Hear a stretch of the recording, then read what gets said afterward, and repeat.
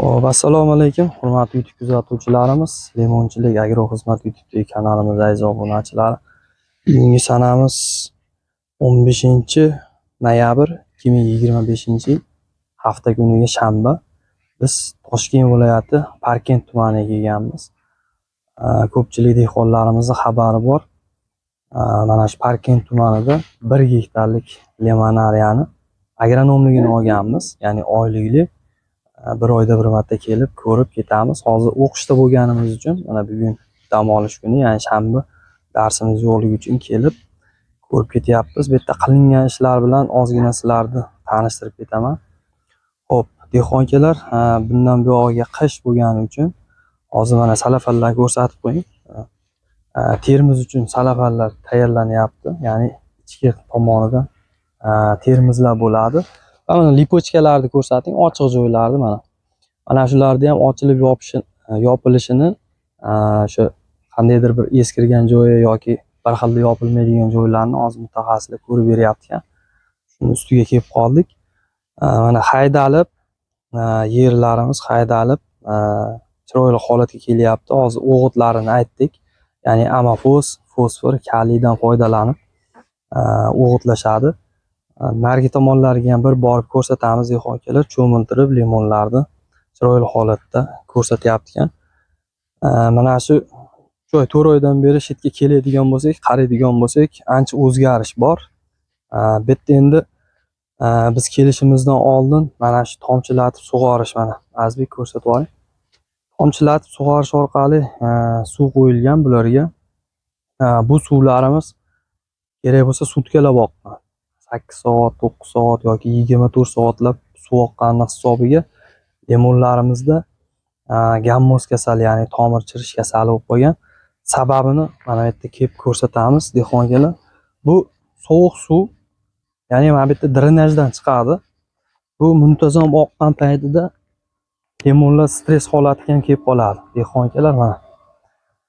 Mana bu tepadan bashnidan, mana shuni ko'rsatib keting, mana shu bashnidan keladi, mana bu bochkaga tushadi. Mana shu bochkadan tomchilatib ketadi. Bu birinchi kelgan paytimda suvga qo'lim tiqqan paytim suv juda muzlaydi.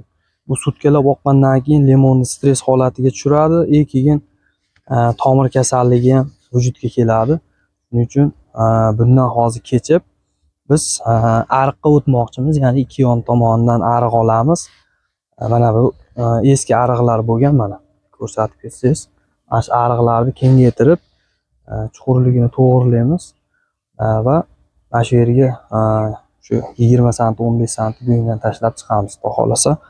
Xo'p, dehqonchilar, kanalimizda mehmonlar, albatta kanalimizga obuna bo'lib, qo'ng'iroqcha tugmalarini bosib qo'ysalaring, mana chiqaradigan videolarimiz sizlarga birinchilardan yetib boradi. Telegram kanalimiz bor. Limonari agroxizmat deb uzmasdan yozsalaring, Telegramga kirib, u ham chiqadi. 2200 tadan oshiq shekilli, menimcha sizlardan keladigan savollarga rasmida, videoda jo'natsalaring, oliy ma'lumotli mutaxassislarimiz bilan birgalikda javob beramiz. Pauza qilib turasiz, narigi tomonlarni ham bir ko'rsatib ketamiz. Xo'p, dehqonchilar, mana yarmiga keldik. Hozir akalarimiz shilanglarni ulab yuvishyapti. Buni chiroyli qilib yuvib chiqishyapti. Kunimiz issiq, yuvsa bo'laveradimi degan savol ham bo'lib qolishi mumkin. Bo'ladi, yuvsa. Mana Azbek yaqinroq kadrdan ko'rsatib keting, mana. Hozir yuvib obedga chiqib ketishdi akalarimiz. Xo'p, dehqonchilar, yana bir narsani aytib o'tib ketdik. Kimga mana shunaqangi agronomlik, ekish, kesish yoki maslahatlarimiz kerak bo'lsa, pastda nomerlar yozib qo'yamiz. Faqat ish vaqtimiz bor dehqonchilar, bizni ham to'g'ri tushuninglar. Ish vaqtimiz ertalab soat 8 dan kech payt 6 gacha.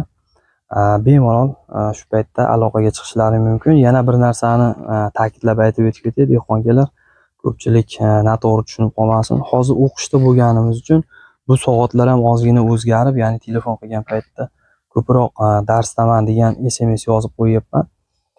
Shuning uchun buni endi o'qishdan keyinga o'sha o'zini soati tushib ketaveradi, ya'ni ertalab soat 8 dan 6 gacha javob beraveramiz, xudo xolasa.